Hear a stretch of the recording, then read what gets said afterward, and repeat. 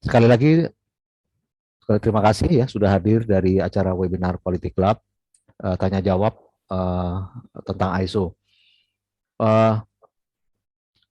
Webinar ini saya adakan karena kalau kita juga bisa ya selama ini melewati Politik Club atau WhatsApp group. Cuman ya kadang-kadang ada kendala kalau kita mau bertanya, kadang-kadang sudah nggak nyambung kalau kita lewat WhatsApp group. Makanya kita adakan di webinar ini selama 1 jam atau kurang daripada itu. Topik kali ini adalah mengenai ISO. Saya tampilkan ya. Oke. ISO tak greget lagi, artinya ISO ini udah nggak jalan lagi. Itu sering kali saya dengar di berbagai perusahaan, ya, wah sangat miris kalau saya dengar. Bahkan banyak sekali, mungkin lebih dari 70% atau lebih daripada itu menyatakan bahwa ISO kami ini nggak jalan gitu, ya. Saya sebutkan ISO saja karena bukan hanya ISO 9000, tetapi ISO standar yang lain, ya. ISO ya umumnya ya ISO 9000, ISO 14000, ISO 45001, 22000, ya.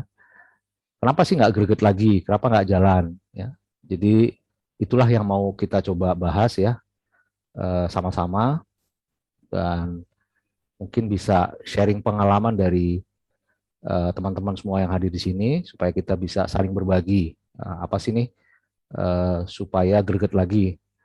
Persoalan dulu nggak greget, ya gimana sekarang mau greget gitu. Ya, artinya dulu nggak jalan, mau jalan gimana gitu. Mungkin nanti saya tampilkan juga pertanyaan-pertanyaan yang sudah masuk. Ada sekitar 18 yang saya kumpulkan pertanyaannya, walaupun itu lebih daripada itu ya, ada sekitar 45 kalau nggak salah. Tapi tidak saya tampilkan semua. Jadi sebelumnya saya mohon maaf kalau tidak bisa saya tampilkan sebab pertanyaannya ada yang sama, ya, pertanyaan ada yang sama, sehingga saya buatkan satu, dan kedua kadang-kadang pertanyaan tidak relevan dengan pertanyaan yang topik ini. Oke, jadi saya kira ini topik yang dari dulu nggak pernah habis-habis ya. ISO tak greget lagi, ISO nggak jalan, ISO berjalan di tempat. Apa sih masalahnya, ya?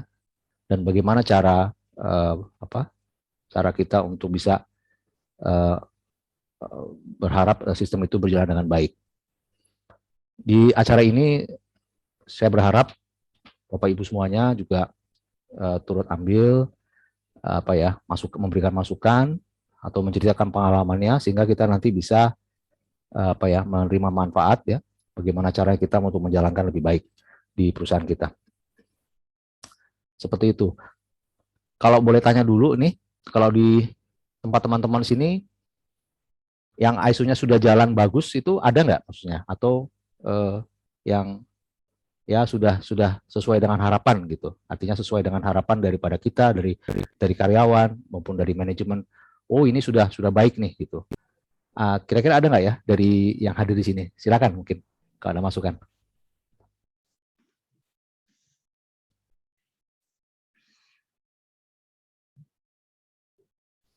Ada? Belum? Oke. Ada? Dari siapa ini? Silakan Pak, Pak Muhammad. Tempat Bapak menerapkan standar apa ini?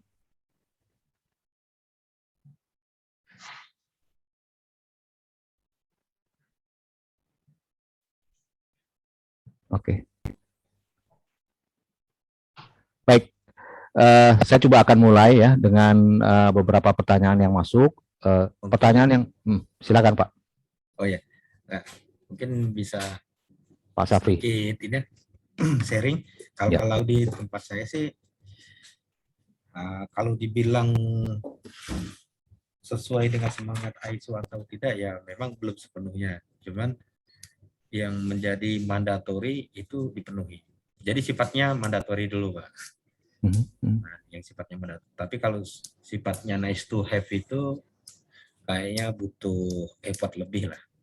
Katakanlah semacam kayak saya bilang ada continual improvement atau sifatnya improvement yang inilah bukan menjadi requirement entah itu perusahaan, entah itu pemerintah, itu biasanya kebanyakannya ditolak di internal kita. Begitu, Pak.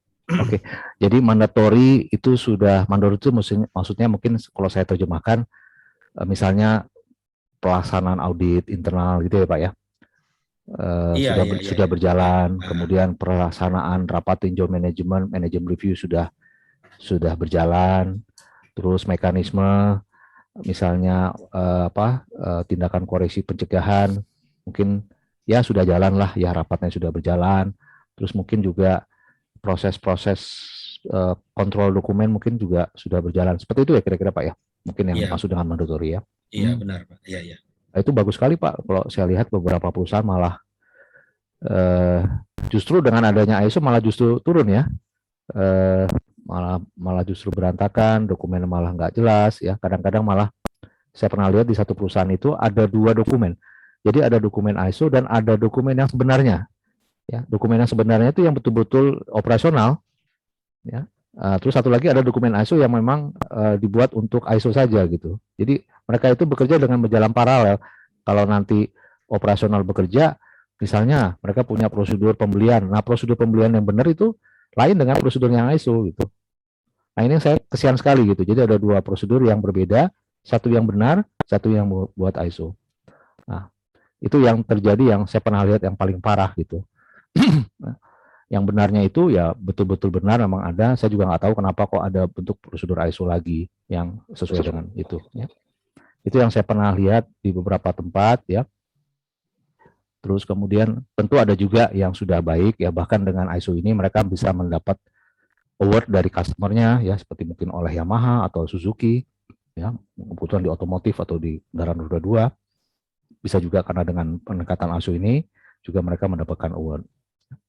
Nah, beda-beda lah ya. Jadi ada beberapa hal yang masing-masing seperti itu ya. Baik, mungkin coba saya lanjutkan dengan pertanyaan. Jadi saya juga nanti dibantu kalau bisa ada yang membantu ya. Tentu dari 18 pertanyaan ini saya nggak semuanya bisa jawab. Kalau ada yang bisa menjawab, tolong sama-sama kita bahas. Oke. Ini kelihatan nggak ya? Ini pertanyaan dari peserta, apakah internal auditor boleh dari level staf biasa? Ini sebenarnya pertanyaan yang kemarin ya, mengenai internal auditor. Boleh kemarin kita adakan pertemuan mengenai auditor ya, tapi saya masukkanlah pertanyaan ke sini. Apakah seorang internal auditor itu boleh dari level staf biasa? Oke. Kalau dari standar manapun, dari standar ISO, memang tidak ditentukan level jabatannya seperti apa. Tapi pengalaman saya itu bukan dari ISO ya, jadi pengalamannya itu sebaiknya internal auditor itu memang jabatannya agak lebih tinggi, ya, karena kan dia tugasnya untuk memeriksa. Nah, kalau memeriksa itu baiknya jabatannya cukup tinggi lah, ya, justru jangan yang terlalu ke bawah. Walaupun level staff biasa juga diperbolehkan. Khawatirnya jangan sampai nanti level yang bawah memeriksa level yang atas. Nah, ya, kalau itu kan kita tahu nggak akan efektif. Jadi saran saya sih lebih baiknya agak lebih tinggi lah, ya, misal manajer atau bahkan lebih tinggi. Tapi kenyataannya juga manajer nggak mau dibebankan jadi internal auditor mungkin, ya, seperti itu. Bagaimana di tempat teman-teman nih, internal auditornya ada jabatan tertentu, dia harus minimal jabatan supervisor atau manajer atau bebas atau staf biasa juga banyak ya digunakan ya. Mungkin silakan. Saya kasih masukan ya Pak. Ya, Bu Noni silakan Bu. Ya, kalau di saya sendiri Pak, untuk level staf masih bisa. Jadi kita pakai minimal golongan 2. Kemudian setelah itu, tapi dia dibekali Pak. Jadi ada beberapa kompetensi. Misalnya dia harus lulus dulu training ISO gitu ya. ISO berapa saja yang disesuaikan dengan kebutuhan organisasi. Kemudian juga akan ada interview Pak dengan MR sendiri. Nah, kemudian pada saat di lapangannya jadi kayak ada on job training sebagai auditor Pak, didampingi dulu oleh auditor yang senior. Seperti itu supaya dia mentalnya nanti bisa lebih kuat lah ya pada saat langsung terjun ke lapangan sendiri atau dengan timnya nanti tanpa didamping yang senior seperti itu. Tapi nanti jadwalnya juga tetap sih Pak. Biasanya kita ada tandem sama misalnya 2 orang, satu yang senior, satu yang levelnya staff seperti biasa misalnya seperti itu Pak. Tetap dari yang staff sih Pak kalau kita, tapi tetap harus dibekali gitu Pak. Terima kasih. Ya, ada 3 saya baca ya. Tadi saya dengar internal auditor, dia harus ikut internal auditor training. Terus kemudian nanti diinterview oleh auditor apa siapa Bu ya tadi? Di interview ya nanti oleh dia manajemen representatif Pak, kita masih ada MR. Ya. Oke, dan kalaupun dia nanti menjadi auditor, dia nanti tidak melakukan audit dulu tapi sebagai pendamping auditor. Betul, Pak. Jabatannya terlepas dari jabatan, baik itu dia staff atau mana ya, kebanyakan di tempat Ibu Noni ini staff tapi harus melewati apa nih tadi 3 tahap itu ya, internal auditor training, interview oleh MR, dan kalau sudah disetujui jadi MR nanti menjadi pendamping auditor gitu. Oke. Ya. Ada nggak nih yang auditornya itu level jabatannya GM gitu mungkin atau di atas?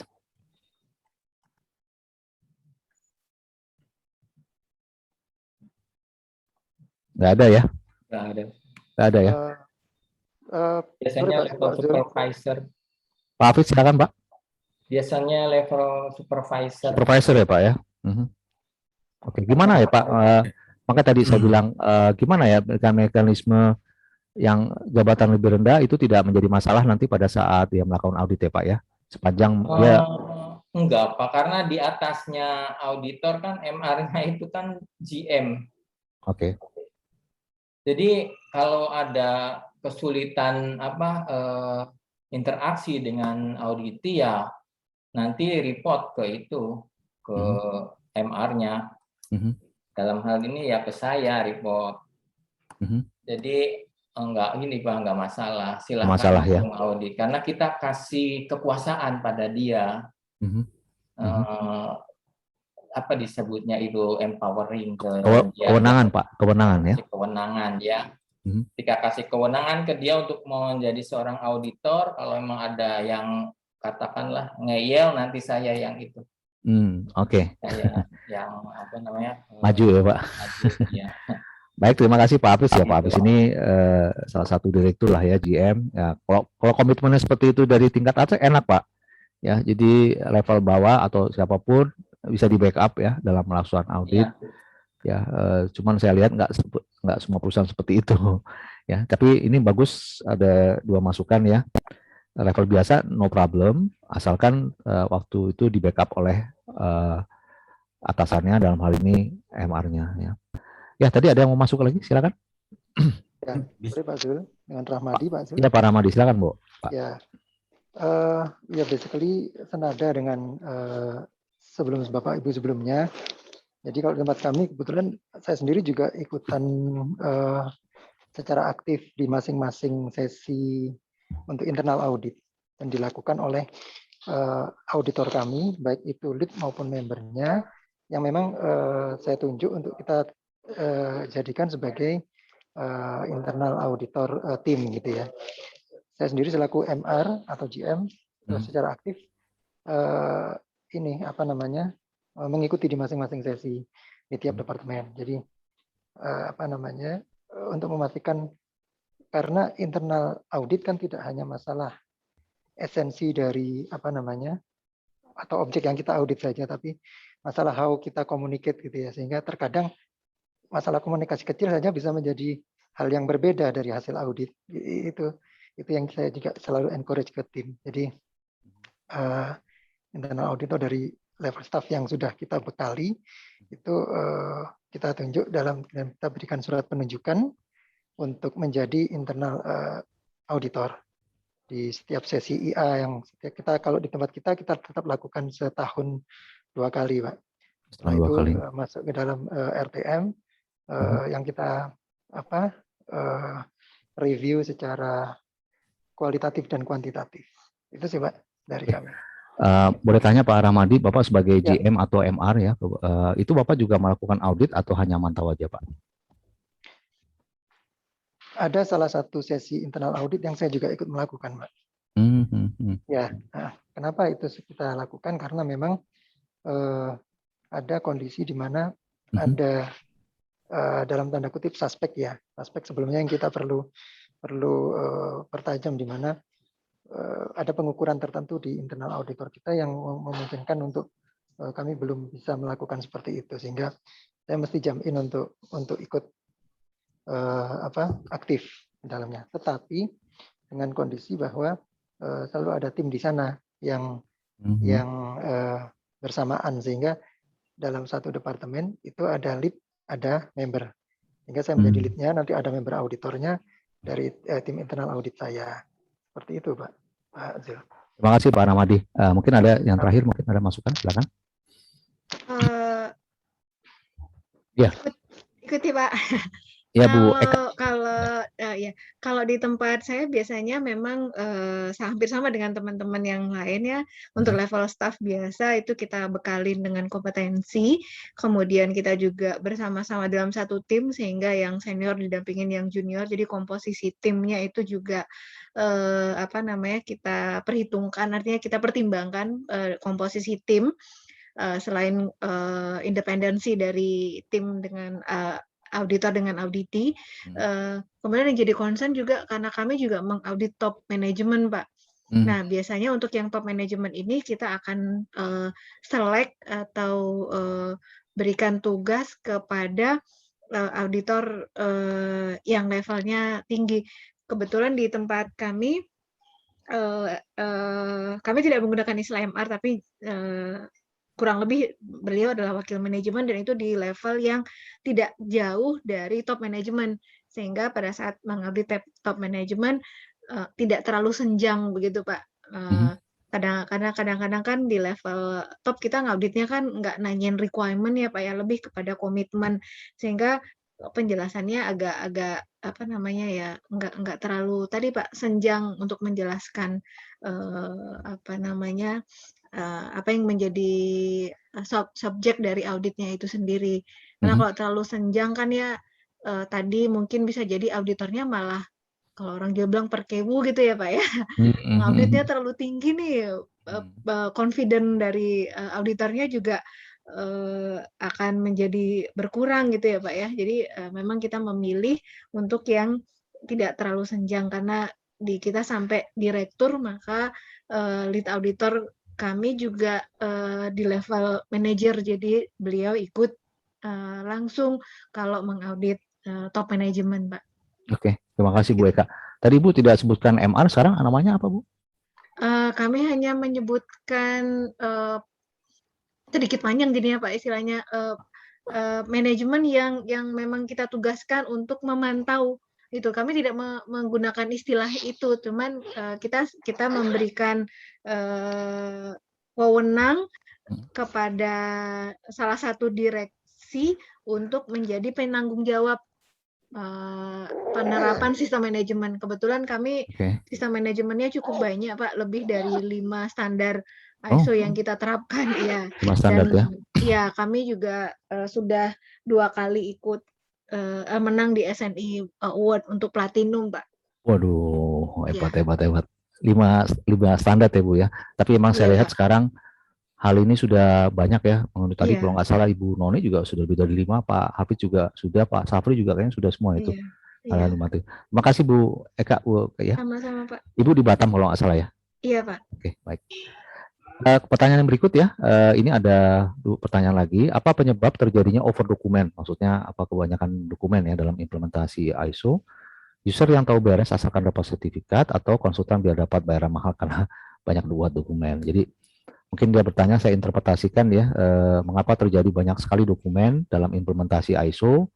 Apakah karena user yang dapat sertifikat? Mungkin saya terjemahkan ini karena mau dapat sertifikat jadi dokumen dibuat banyak, atau konsultannya yang buat banyak dokumen ya. Mungkin coba saya jawab dulu, mungkin nanti ada silakan kalau ada yang memasukkan ya. Over dokumen ini mungkin saya pikir ya ada dari pihak dari perusahaan juga ya. Itu juga mungkin dari konsultan juga yang mungkin kurang begitu paham, sehingga yang tidak diminta oleh standar ISO pun mungkin dibuat ya. Itu yang saya tangkap sih. Jadi pemahaman waktu dia mendevelop mungkin banyak persyaratan-persyaratan yang tidak diminta standar dokumennya, jadi harus dibuat dokumennya ya. Itu seringkali saya dengar ya. Dari saya sih itu mungkin ya. Ada mau memberikan masukan yang lain? Atau juga banyak over dokumen? Iya, sistem yang baru ini malah lebih banyak ya Pak? banyak dokumen. Pertama dari mulai klausul 4 harus minta dokumen ini, dokumen itu, harus ada evaluasi pengenalan terhadap perusahaan, kemudian dituangkan dalam metrik, kemudian verifikasi lagi. Jadi dokumennya sekarang mintanya banyak, udah gitu banyak. Spesifikasi standar itu harus sampai ada evaluasi itunya juga keamanannya dari spesifikasi standar. Seperti Badan POM sendiri menetapkan adanya BIF,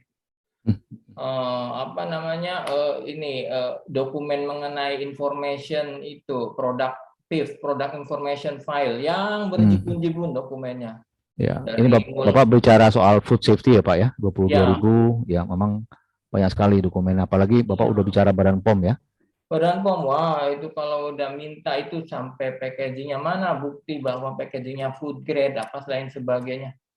Banyak sekali dokumen, jadi ya mau tidak mau ya harus mulai membiasakan diri, apalagi kita di level yang hampir dekat ke obat ya, yang obat mungkin malah lebih parah. Banyak lagi ya Pak ya, betul. Iya, iya. Jadi memang dibilang over dokumen relatif ya Pak ya, artinya tergantung kalau seandainya dia satu bidang usaha makanan ya, itu pasti banyak sekali dokumen yang disyaratkan kaitannya dengan undang-undang ya, seperti itu. Baik. ISO tidak greget lagi, siapa yang disalahkan? Nah, ini mungkin Pak Jul bisa nambahin sedikit masalah dokumen tadi itu ya. Oke. Memang pada requirement dasar kita bilang hanya beberapa yang diminta ISO. Dari beberapa ISO saya lihat tipikal lah, sama-sama itu aja. Cuman memang kebanyakan kalau saya ngelihatnya nih ya, pertama orang bikin prosedur itu berdasarkan kebiasaan. Kebiasaan, pengalaman, oh ini ada prosedurnya, bikin gitu kan. Tanpa melakukan kan kalau dibilang risk based decision making lah, harusnya kan sebelum bikin prosedur mereka analisa dulu apakah perlu bikin prosedur atau tidak. Kalau di tempat saya memang agak sedikit word gitu ya, maksudnya kita malah mempersulit orang ketika mau bikin prosedur. Jadi maksudnya gini, ketika kamu mau bikin prosedur harus ada mekanisme tertentu. Pertama kamu harus identifikasi radisinya harus signifikan kan begitu ya. Nah setelah itu prosedur yang dibikin atau mau direvisi ini harus nembus ke level atas dulu sebelum prosedurnya direvisi. Jadi maksudnya ada mekanisme screening sebelum dibikin prosedur.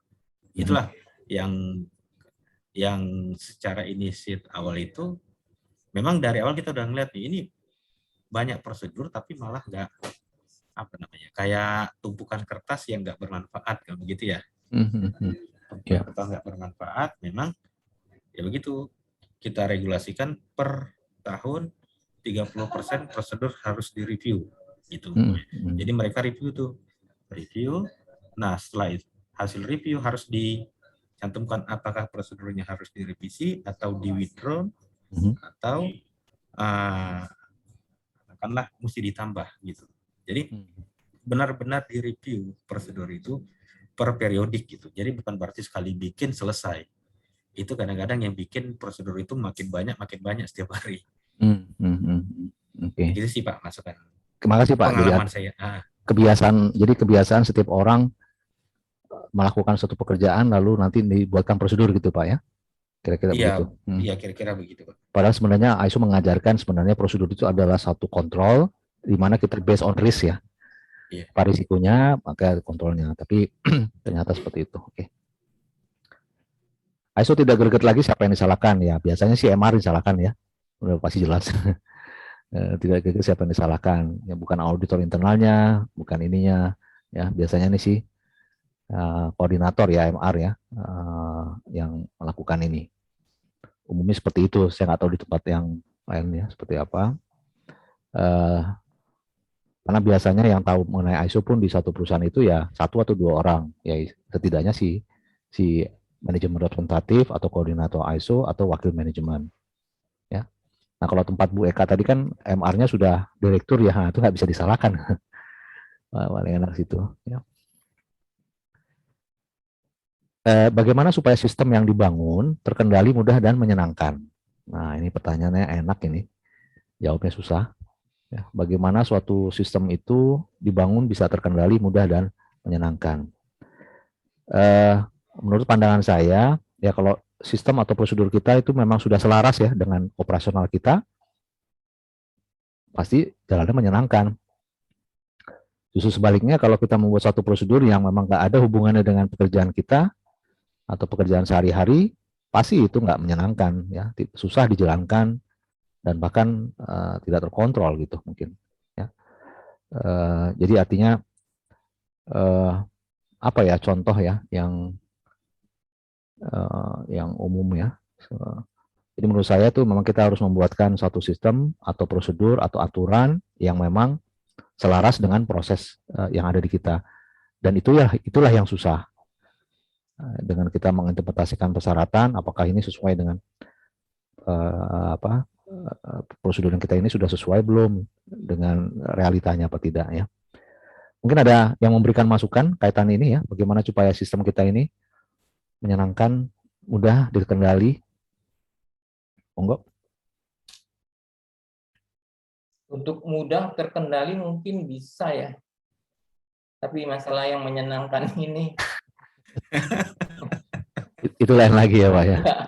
urusan lain. Padahal kita punya prosedur itu kan supaya teratur ya Pak, kan pasti menyenangkan gitu mestinya, enggak ya Pak ya? Iya, masalahnya kita sekarang akhirnya banyak menggunakan elektronik. Jadi kita lebih banyak menggunakan sistem yang kita beli. Karena sekarang ini banyak tuntutan dari manajemen berkaitan dengan masalah kondisi pekerjaan atau apa namanya running proses. Karena semakin kompetitifnya perusahaan itu berupaya untuk simplicize untuk segala sistemnya. Gitu. Makanya sekarang kita banyak menggunakan Monday untuk auditnya. Jadi lebih ribet lah istilahnya. Menggunakan apa Pak tadi? Monday. Oke. Itu sistemnya itu kita jadi semua bisa lihat itu. Kita setiap kali audit masukin ke sana gitu. Temuannya masukin ke sana. Jadi sampai ke top manajemen bahkan ke owner bisa melihat. Itu apa? Berupa aplikasi gitu ya Pak ya? Aplikasi. Namanya Monday tadi Pak? Ya, namanya Monday. Aplikasi. Jadi ya tambah itu ke pelakunya yang ini semakin sulit.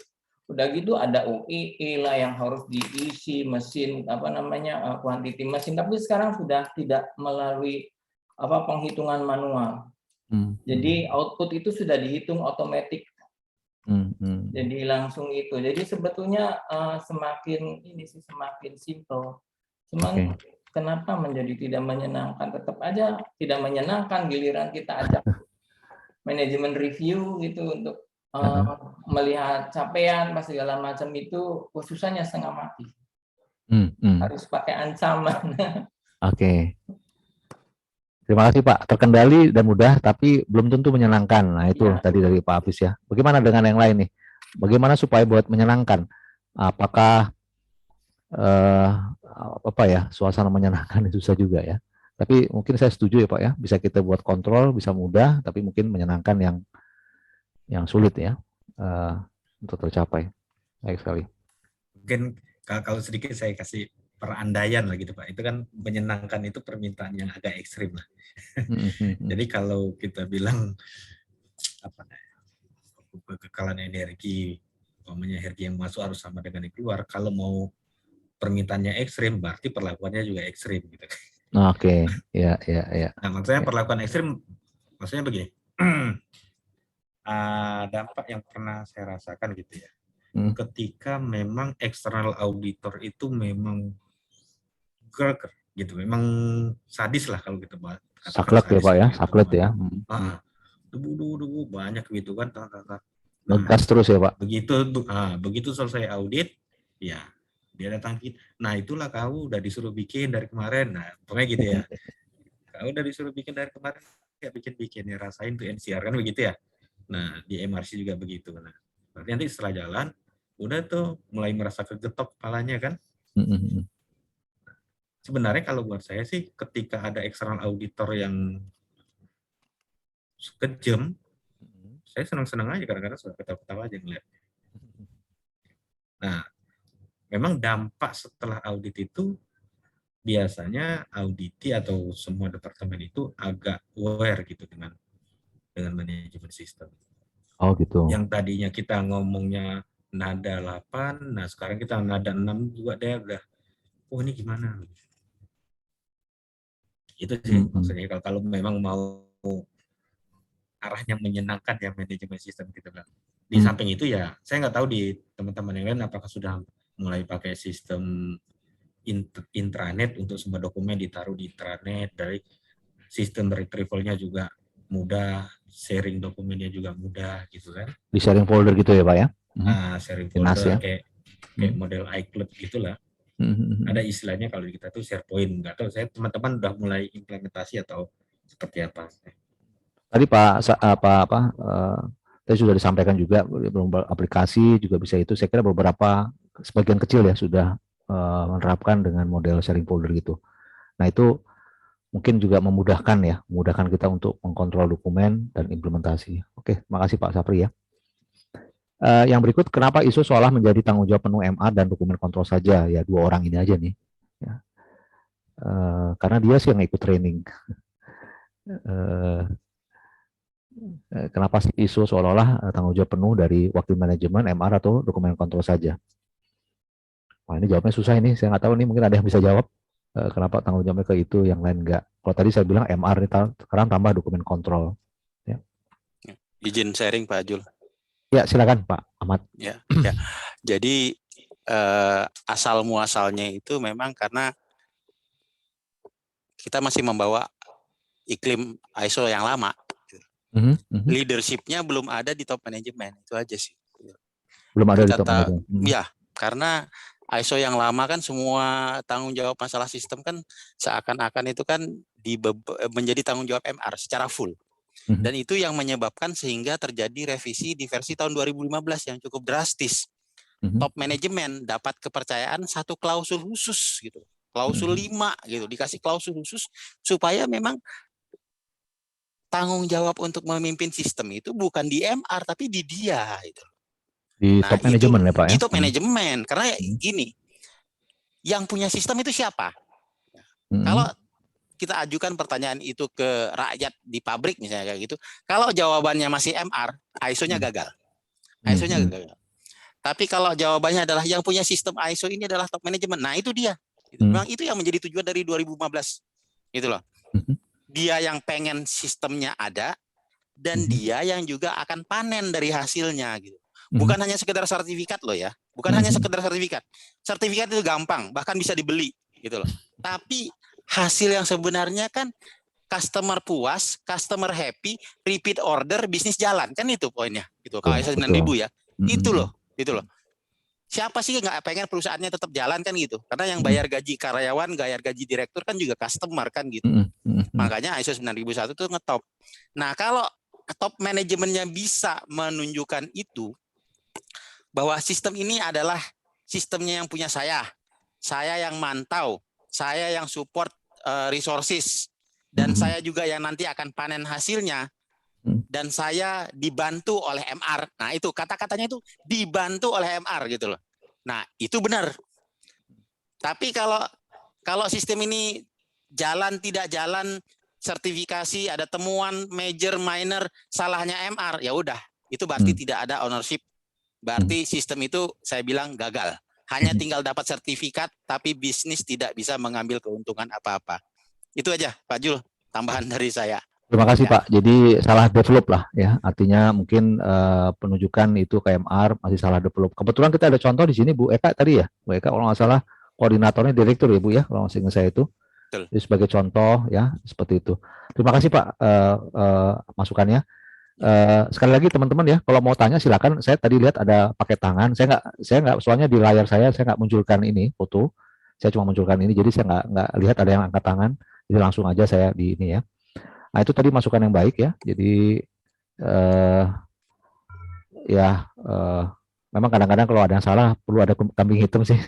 Yang paling enak ngomongnya MR gitu ya, seperti itu. Oke, silakan lagi ada yang masukan. Tapi sekarang MR dicari-cari loh. Ya, karena semua perusahaan sekarang sudah ada ISO dan segala macam ya. Dokumen kontrol juga ini. Dokumen kontrol di standar ISO nggak diminta loh, tapi banyak ya dokumen kontrol. Tadi ada Ibu mau masukkan siapa?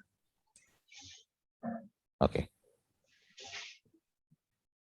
Saya naikkan ke 6. Waduh, ini banyak loh ini. Bagaimana caranya memotivasi staf operasional yang selalu menolak ikut akan masuk tim auditor internal, padahal sudah ditunjuk oleh manajemen dan disertakan dalam pelatihan audit internal. Nah, intinya gimana cara memotivasi orang supaya dia menjadi tim auditor untuk melaksanakan audit. Ini seringkali ya saya dengar, Pak, apa saya kurang kerjaan gitu, maksudnya udah banyak kerjaan saya kok ada tambah-tambah lagi sih tim audit gitu ya. Kalau sertifikat, kalau training sih mau ya kan dapat sertifikat, tapi untuk mendapat auditornya sih tar dulu deh gitu ya. Gimana cara motivasi nih teman-teman ya? Apakah saya pernah ada satu perusahaan ya, jadi cara motivasinya itu setelah audit ada bonus. Bonusnya macam-macam. Kalau nggak salah di Quality Cup juga pernah cerita. Jadi bonusnya ada yang habis audit makan siang bareng, itu yang paling rendah saya lihat ya. Kemudian ada juga sekali audit, kalau nggak salah dari Quality Cup juga 100.000 per audit atau pertemuan, pertemuan ya, kayak per audit ya. Nah, terus ada juga mungkin bonus dari tahunan ya. Yang ujung-ujungnya semua kaitannya dengan materi ya, seperti itu. Ya, pada dasarnya materi Pak biasanya. Kesulitannya ya seperti teori kebutuhan kan, pertama perut itu susah, jadinya apa-apa nanti diukur ke sana, apa-apa nanti diukur ke sana. Jadi memang harus ada kompensasinya gitu mengenai ini, kan saking sulitnya mencari auditor yang ini ikhlas itu jadi auditor, akhirnya terpaksa saya merekrut satu staf khusus yang kerjanya memang dia mengaudit terus. Oh gitu. Iya, karena kesulitan, paling yang lain dengan ini membantu 1-2 kali membantu, tapi dia bertanggung jawab penuh untuk melakukan ini verifikasi dan mengendalikan itu konsistensi dari itu sistem. Ini satu orang untuk mengaudit keseluruhan departemen gitu Pak? Iya, satu orang. Saya sebut dia sebagai Quality Management System Officer. Quality Management System Officer. Iya, itu fungsinya itu dia melaksanakan audit internal tepat waktu dan semua departemen teraudit, kemudian semua departemen pun tahu status dia bahwa dia emang auditor, itu berstatus auditor, pure auditor, jadinya ya tidak kayak kita tidak mengalami ini kesulitan untuk verifikasi temuan dan lain sebagainya. Itu saking sulitnya mencari auditor sehingga Bapak harus rekrut ekstra ya Pak? Iya betul, karena pada awal-awal kita pas gilirannya audit, sorry saya lagi sibuk, ini ada itu ada ini, akhirnya mundur lagi auditnya.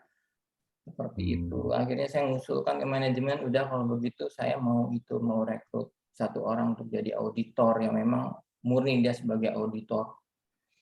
Ya itu akhirnya jalan keluarnya, karena kadang nggak mau Pak. Kan kemudian kita juga mengusulkan ke manajemen, gimana nih kalau dikasih insentif.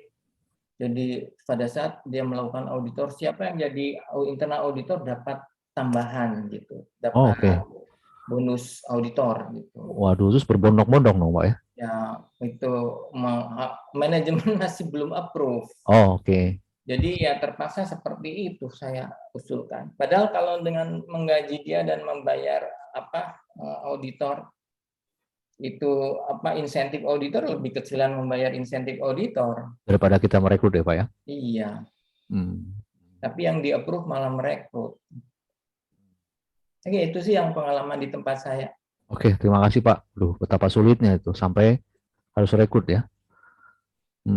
Tapi kalau nanti di-approve Pak, saya jamin antri Pak yang jadi auditor nanti. Gitu. Oke. Ada lagi? Iya Pak, boleh izin sharing. Ya. Di tempat kami kebetulan memang apa ya? Kita jadi ada membangun suatu jadi budaya bahwa terlibat dalam satu tim ad hoc di luar main job desk itu merupakan suatu apa ya, bahwa kamu terpilih loh di antara sekian orang, itu yang coba kita bangun ke teman-teman gitu loh. Jadi dari pertama memang kita keluarkan semacam SK kepada teman-teman yang bergabung di dalam tim apapun, termasuk di dalam tim auditor. Kemudian kita kasih identitas Pak. Kebetulan di kami pakaikan rompi. Jadi setiap mau tugas kita kasihin rompi bahwa mereka punya identitas sendiri dan orang lain nggak punya gitu. Jadi itu salah satu yang kita coba bangun juga. Kemudian kalau ke lapangan kita bekalin helm juga yang berbeda warna sehingga ya itu mereka punya identitas, ada kebanggaan sendiri bahwa ya saya auditor gitu ya, bisa kemudian dengan diberi wewenang mereka bisa akses masuk kemana saja. Itu juga menjadi salah satu ini. Dan kami lakukan pertemuan bulanan itu selain mengupgrade kompetensi juga menambah motivasi tim seperti itu Pak. Kemudian kami tidak memberi bonus directly semacam itu, tapi kita masukkan ke dalam performance appraisal. Jadi ada poin mereka-mereka yang, jadi nggak hanya internal auditor, jadi mereka-mereka yang ikut ad hoc komite itu ada nilai plus di PA-nya. Jadi kalau mereka aktif berarti nilainya akan baik, kemudian itu akan mempengaruhi promosi atau kenaikan dan sebagainya seperti itu Pak. Jadi nggak terlalu melulu motivasinya materi ya Pak ya. Itu yang selama ini kita bangun seperti itu Pak. Alhamdulillah jalan sih ya. Mungkin seperti itu Pak ya. Terima kasih Bu Eka. Jadi artinya dibuat beda gitu ya. Iya. Tapi tetap ada semacam penghargaan ya, walaupun mungkin sekali setahun kali ya Bu ya. Seperti itu. Oke. Saya kira ini boleh juga nih dibuat beda, dikasih helm, dikasih ini ya, jadi orang melihat ini. Oke. Dan biasanya selesai satu periode kita beliin souvenir, entah itu backpack atau apa gitu, ya kita beliin. Kita bisa bilang tadi makan siang ya, souvenir atau yang kecil-kecil gitu. Ada something itu. Jadi kalau udah ngaudit terus dimarahin audite lagi, ya kan? Terus dimarahin atasan ya kan, sebel juga orang gitu ya. Jadi ada penghargaan. Kalau kami kebetulan memang audit itu ditunggu-tunggu Pak. Oh gitu, aduh. Iya. Hebat ini. Iya, malah ditunggu-tunggu. Kapan auditnya Bu? Gitu. Karena ada apa ya, semacam masukan dari outsider gitu Pak, di luar proses owner yang melihat seperti apa ininya. Jadi mereka sangat welcome. Ini masukannya gimana Bu? Atau ke tim-timnya gitu. Jadi memang ditunggu-tunggu. Boleh juga ini sharing ini Bu. Terima kasih Bu sharingnya. Tuh ditunggu-tunggu. Orang kalau bisa jangan audit ini. Gitu. Oke, terima kasih. Ke-7, apa tips dan triknya agar ISO tetap menjadi usus utama untuk tetap menjaga ritme perusahaan tetap dinamis? Banyakan tetapnya nih. Nambahin Pak, sharing juga nih Pak. Apa nih? Nomor 6 tadi yang disampaikan Bu siapa Pak? Namanya Pak? Bu Eka Rauni. Oh iya benar-benar.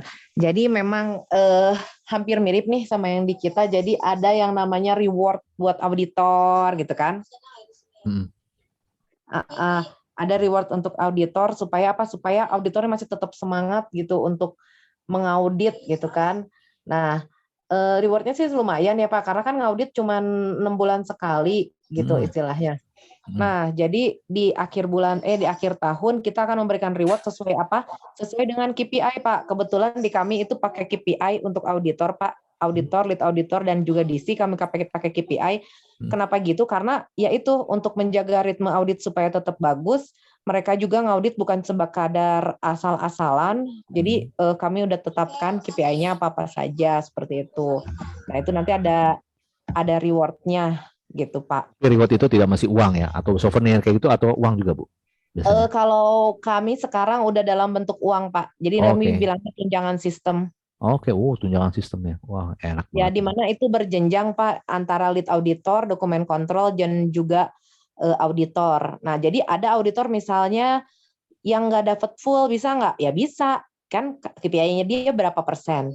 Ada dokumen kontrol yang dapat full atau lead auditor juga. Nah, tergantung KPI-nya mereka tercapai atau tidak gitu Pak. Memang enak kalau ada batasan ya atau KPI ya. Nah, ini KPI-nya bentuknya kayak apa ya Bu untuk seorang auditor itu? Jadi berbeda-beda Pak. Contohnya dari seorang lead auditor pertama. Dari seorang lead auditor misalnya salah satu KPI-nya adalah dia ketepatan timnya dalam menentukan klausul gitu kan ya Pak ya. Itu salah satunya nih. Itu kan tanggung jawab, selain tanggung jawab auditor, lead auditor juga tetap bertanggung jawab bahwa auditornya harus bisa sigap dong menentukan dia klausul apa gitu ya Pak ya. Karena itu nanti akan dinilai oleh si MR. Kemudian lead auditor juga ada KPI dalam melakukan analisa terhadap hasil audit. Kita tentukan nih berapa harinya, seperti itu Pak. Kemudian ya dia juga harus membuat improvement dari sisi audit itu apa aja. Kita ada target misalnya ada 2 atau berapa improvement gitu Pak. Seperti itu. Nah kalau dokumen kontrol dia itu misalnya targetnya KPI-nya itu adalah pertama bahwa persiapan dokumen untuk audit harus 100%, baik audit internal maupun eksternal. Kemudian closing CAPA ya Pak, closing CAPA itu harus 100%. Kenapa ke DC? Karena kan DC yang memegang, dia tahu tuh Pak ada target selesainya tanggal berapa. Jadi dia harus memonitoring auditor supaya ini nih kamu mau verifikasi tanggal sekian. Nah, itu dia harus kasih feedback ke auditor, ngingetin gitu lah Pak. Ya ngejar-ngejarin lah gitu ya, ngejar-ngejarin ya. Betul Pak. Sama memastikan juga dokumen di lapangan tuh harus selalu terupdate ya Pak. Kemudian kalau dari sisi auditor sendiri tadi Pak, kita tetap mungkin ini sedikit nyeleneh karena apa? Kita ada KPI-nya adalah harus menemukan minimal 2 minor.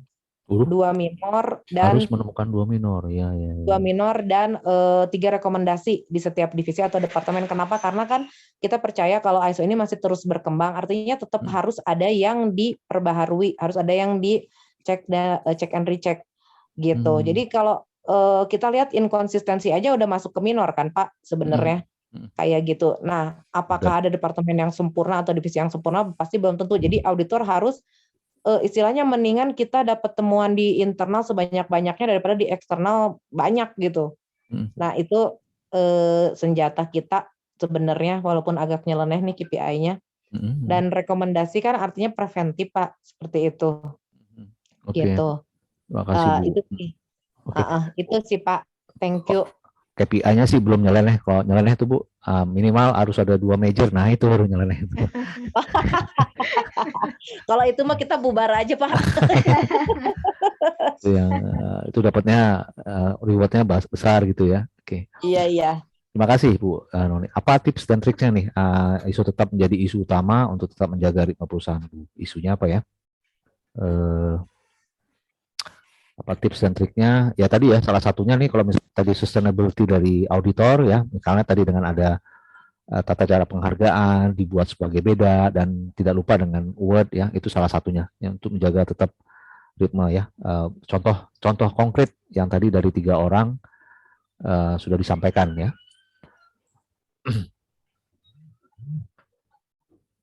Oke. Yang ke-8, dokumen tidak perlu ditulis, aktual implementasi ada, tetapi pelanggan butuh dokumentasi yang tertulis sebagai pesaing global dan mesti disubmit. Bagaimana solusinya? Ini kelihatannya saya interpretasikan dokumen tuh tidak perlu ditulis, tapi aktualnya ada, tapi pelanggan tuh minta apakah kita perlu dokumen apa tidak. Ya kalau pelanggan minta, ya harus kita buat mestinya. Tidak ada jalan lain. Sepakat ya? Mungkin saya kira ini pertanyaan seperti itu. Karena kalau kita nggak penuhi pelanggan, nanti kita juga nggak dapat order lagi, ya. Oke. Biasanya pelanggan kan punya persyaratan ya. Persyaratan pelanggan, kita pengen menjadi pelanggannya dia itu banyak dokumen juga yang diminta. Ya. Ya mau tidak mau kita harus harus penuhi, Pak. Penuhi. Karena itu menjadi prasyarat. Prasyarat, betul. Ya memang kadang-kadang kita punya 3 pelanggan, 3-tiganya minta yang lain-lain yang harus kita penuhi gitu. Kadang-kadang susah ya. Ya memang itu risk ya yang harus kita itu. Itu risiko lah ya. Kita hadapin. Oke. Ini kayaknya sudah dijawab tadi ya. Kenapa dokumen yang disiapkan oleh implementasi ISO banyaknya? Saya kelewatan ini, kelihatan tadi sudah ada di atas ya. Kenapa lu banyak tadi itu? Jadi sudah ada dijelaskan Pak Hafiz tadi bahwa persyaratan itu yang sekarang banyak, apalagi Badan POM ya, tergantung dari masing. Kemudian juga interpretasi kita juga kadang-kadang berbeda sehingga yang tidak minta di dokumentasi ya. Saya sering kali gitu ya. Jangan sampai nanti buka pintu aja harus ada instruksi kerja gitu. Nah itu kan kadang-kadang berlebihan juga ya. Wajar-wajar saja sih sebetulnya. Yang wajar-wajar saja maksudnya yang memang ada diminta di dalam persyaratan itu. Dan sebetulnya dokumen pun sudah bisa disimpelkan, bisa diringkas, bisa dibikin ringkas. Kalau dulu kan naratif. Sekarang kita bisa bikin prosedur itu dengan flowchart saja. Jadi dari awal 10 lembar kita bisa kompres jadi cuma 2 lembar saja.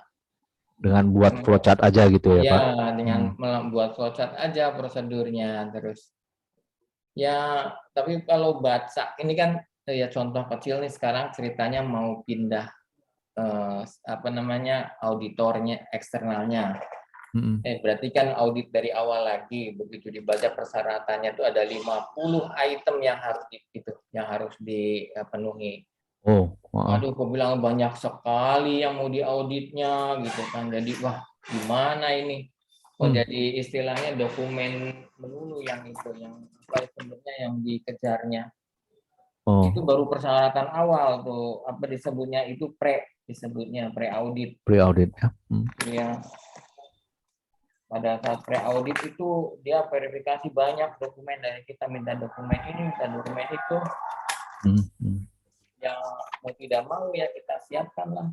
Oke, kesimpulannya kalau kita sudah punya sistem, kita siap-siap lah Pak ya, makin banyak dokumen dan setidaknya mungkin kalau di tempat Bu Noni ada dokumen kontrol yang memang handal lah ya soal dokumen, diminta apa siap, diminta apa siap. Ya, gitu. Seperti itu. Oke. Terima kasih Pak Hafiz. 10 cara meyakinkan top manajemen untuk memelihara sistem manajemen. Nah, ini cara meyakinkan top manajemen, mestinya manajemen nggak perlu diyakinkan, dia sudah yakin sendiri ya. Tapi kebanyakan kan top manajemen perlu diyakinkan untuk memelihara sistem manajemen. Ya minimal dia ikut training ya kan, atau mungkin kalau buat prosedur mah nggak usah. Biasanya hasil nih Pak. Dulu waktu saya start meng-ISO-kan pabrik yang sekarang saya itu bekerja, itu saya bekerja sendirian. Siang malam beresin prosedur saya lakukan sendirian. Karena manajemen itu melihat banyak orang berkumpul itu enggak suka. Orang berdiam-diam duduk-duduk untuk meeting itu enggak suka. Harus kerja.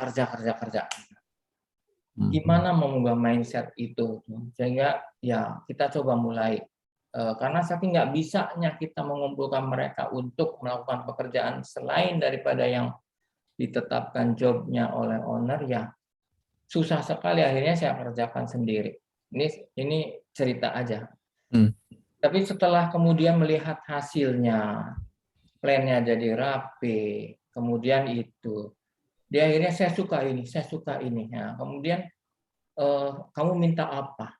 Nah, akhirnya apa yang menjadi persyaratan sistem itu dia approve dengan itu, dengan cepat, dia approve dengan itu, dengan mudah karena ngelihat hasilnya. Kemudian kan ada tiap penjualan itu ada beberapa yang SNI-nya harus wajib tidak bisa jualan. Terus ada juga yang minta sertifikat pada saat kita mau jualannya. Nah, itu kan marketing kan itu report ke manajemen bahwa ini persyaratan ini itu akhirnya ya lakukan gitu. Jadi ya itulah hasil Oke. Dari hasil, ngelihat hasilnya nyaman, dia senang, ruangan bersih, tidak ada komplain ada foreign matter di dalam produk dan sebagainya, sepi dari keluhan. Manajemen jadi supportnya itu supportnya di situ dari hasil. Oke. Wah, teman-teman, ini boleh nih pengalaman ini nih ya. Jadi kita berusaha dulu menunjukkan kepada manajemen ya untuk bahwa nih ada hasilnya, dan dari situ baru berbuah lah ya, kira-kira seperti itu ya. Sudah ada bukti nih, Pak Hafiz sudah melakukan sendiri dulu, sendiri-sendiri, kemudian dicoba. Ini saya kira pengalaman yang bagus nih ya. Ya memang mesti sabar ya Pak. Itu yang susah itu. Sabar. Iya. Ya butuh waktu, bahkan saya butuh waktu sampai comfort to manajemen dengan sistem itu hampir 5 tahun. Waduh, lama sekali Pak. Kalau Sampai dia nyaman dengan sistem. Bahkan untuk produk plan berikutnya yang dibangun itu, dia mintakan untuk bisa meet terhadap regulasi gitu. Wow, 5 tahun ya Pak baru. Iya, baru ada kesadaran. Yang pertama produksi dulu dapat banyak gitu. Oke. Pak, terima kasih, ini pengalaman yang berharga ya. Jadi ini teman-teman juga dengar. Saya kira apalagi ya. Jadi terima kasih. Ya, ini tadi juga hampir sama ya, menjadikan ISO sebagai kebutuhan bukan kewajiban ya. Oke. Sudah kita bahas. Bagaimana jika temuan audit tidak disetujui oleh audite dan menganggap temuan tersebut mengada-ngada karena tidak tercantum dalam SOP yang dimiliki audite? Bagaimana jika temuan audit tidak disetujui oleh audite dan menganggap temuan tersebut mengada-ngada karena tidak tercantum dalam SOP yang dimiliki audit? Saya coba terjemahkan ini ya, atau artikan. Ini audit internal kayaknya. Audit internal Pak, ya. Ya saya tangkap, jadi di dalam SOP-nya tidak tercantum aturan itu menjadi temuan. Bagaimana naik banding lah biasanya Pak, itu kita tunjukkan klausulnya. Mungkin aja SOP-nya belum lengkap. Contoh kecil ya. Di dalam isu internal eksternal itu dimintakan ada evaluasi dari isu eksternal itu dari sisi hukum. Nah, itu terlewatkan di dalam itunya, dalam SOP-nya tidak ada itu di dalam ininya dokumennya, dan dijadikan sebuah temuan ya. Komplain hukum apa ininya, korelasinya apa, tapi begitu dibaca di dalam klausul ISO-nya nih baca, termasuk tidak hanya itu juga termasuk hukum kayak gitu, perlu dievaluasi meskipun tidak ada yang yang berefek gitu, tapi ada tercantum karena beberapa industri ada juga faktor hukum. Contoh wajib SNI untuk fortifikasi untuk terigu, kan itu hukum. Regulasi, iya, perundang-undangan. Kan kaitannya ke sana, kan itu kan tetap harus menjadi suatu isu yang harus harus dihadapi, diungkap bagaimana itunya kita menghadapinya toh. Baik. Jadi yang saya tangkap di sini bahwa audit itu menganggap bahwa kalau audit itu mengacu kepada hanya SOP saja, ya Pak ya? Iya, jadi ditunjukkan saja deh. Ini mah open-openan lah istilahnya. Ini di dalam klausulnya harus ada begini. Kayak gitu ke auditinya juga sebagai bentuk suatu pengajaran. Kayak gitu. Artinya bukan hanya kita menunjukkan SOP, tapi juga peraturan terdokumentasi yang lain, misalnya peraturan perundang-undangan atau peraturan perusahaan atau peraturan yang lain. Jadi mungkin auditor di sini menganggap bahwa audit itu harus ada aturannya dalam SOP, padahal kan tidak ya. Seperti itu. Oke. Ini sudah juga tadi ya. Sorry, saya kayaknya double tadi, kalau nggak salah di atas sudah ada. Apakah agenda training ISO menjadi agenda tetap di implementasi ISO? Implementasi ISO. Apakah agenda training ISO menjadi agenda tetap? Gimana teman-teman di sini? Apakah udah 3 tahun? Tetap ada, Pak. Refresh tetap ada ya? Ya. Tapi mungkin metode trainingnya bukan hanya kayak di classroom aja Pak ya? Mungkin ada job training atau apa gitu ya? Dari bukan kita ke plan, bahkan ngasih edukasi ke para packer kayak gitu. Oke. Ini bagaimana yang lain? Suka training juga? Masih ada internal trainer? Saya kira. Izin sharing Pak Jul. Jadi Ya. training itu kan sebenarnya balik lagi ke business needs ya. Karena di situ ada pengorbanan biaya, ada pengorbanan waktu yang harus dikorbankan karena personel yang bersangkutan kan ditarik dari pekerjaan rutinnya kan gitu. Refreshment ya itu bisa diprogramkan kalau 1 tahun terlalu masif ya paling nggak 2 tahun lah refreshment untuk manajemen sistem secara keseluruhan. Tapi basic needs-nya itu adalah kompetensi. Gitu. Kalau memang ada kompetensi yang dibutuhkan karena ada produk baru, ada proses baru, ada mesin baru, maka training itu menjadi kebutuhan supaya kompetensinya itu bisa diisi. Nah, itu poinnya di situ. Jadi bukan training asal sekedar training. Nah, ini yang sayang saya bilang, ya. Kecuali kalau itu menjadi suatu agenda refreshment. Gitu loh, refreshment boleh, ya. Setahun atau paling lambat 2 tahun supaya tetap up to date lah ilmunya gitu loh. Tapi dasarnya training tetap klausul 7.2 di kompetensi. Ada business needs, ada mesin baru, ada proses baru, ya ada produk baru juga barangkali. Nah, itu wajib ada isi kompetensinya dengan training. Itu sih dari saya. Baik, Oke, terima kasih. Jadi ada bukan hanya training, memang dia perlu training, tapi ada kebutuhannya ya, ada kompetensi sesuai dengan kompetensi. Oke, terima kasih Pak. Oke, ini sudah jam 5, saya perlu waktu sedikit lagi ya, ada 4 pertanyaan yang belum.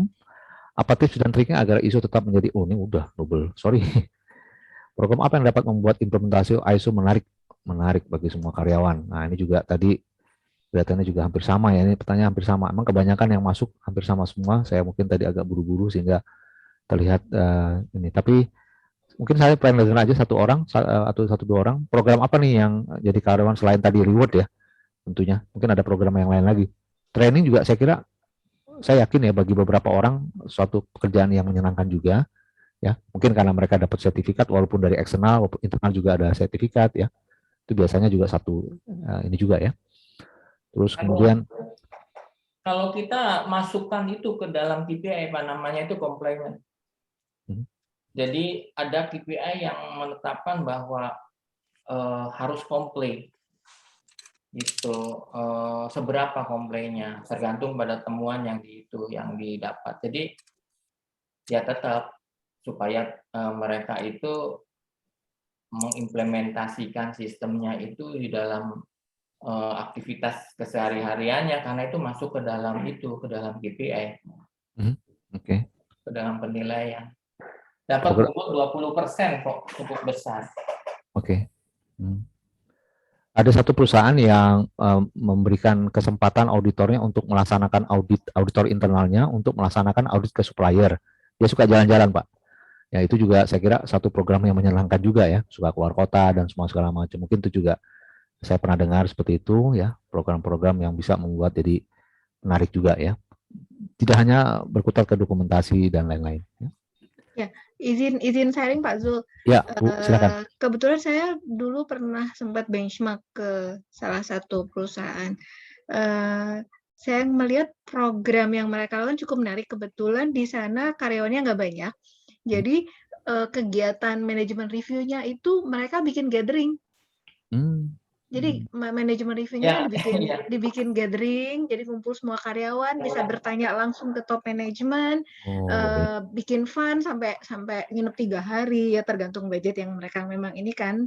Ya, kebetulan mereka juga secara finansial established, jadi itu salah satu yang ya menurut saya cukup baik ya, sehingga keterlibatan semua orang di situ jadi ya menyenangkan gitu ya tadi ya Pak ya. Kemudian kalau yang di tempat saya juga, kita membuat semacam internal kompetisi seperti itu Pak. Setiap tahun kita lakukan internal kompetisi yang melibatkan karyawan. Jadi dari membuat slogan, membuat foto, kalau yang 14.001 foto-foto tentang lingkungan, kemudian kita lombakan mengkreasikan sampah yang ada di sekitar kita menjadi alat yang berguna di tempat kerja.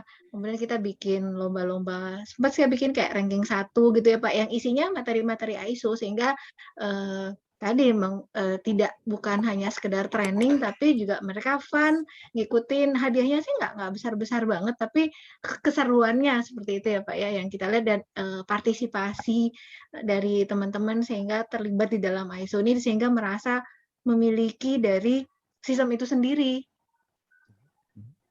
Ya, dan mereka terlibat di dalamnya, seperti itu Pak, yang pengalaman saya ya Pak, mungkin bisa menjadi masukan buat teman-teman ya. Boleh, ini saya juga baru pertama kali dengar manajemen review gathering ya, mungkin waktu itu sebelum pandemi ya Bu ya. Iya Pak. Sebelum pandemi, jadi nginep sampai 3 hari ya kan. Iya, iya. Mungkin juga bisa juga ya audit internal gitu, nginep di mana gitu, Bisa suruh bawa dokumen ya. Ya boleh juga itu, boleh juga masukan ya. Bisa ditiru juga, tapi zaman sekarang ini udah susah ini tapi masukan yang bagus Bu. Saya kira ini yang lain juga pada dengar ya. Dibuat lebih menarik ya. Ini juga saya kira menjawab juga pertanyaan 18, siapa yang membuat implementasi jadi terasa kurang berasa ya, mungkin tadi dengan beberapa masukan tadi ya.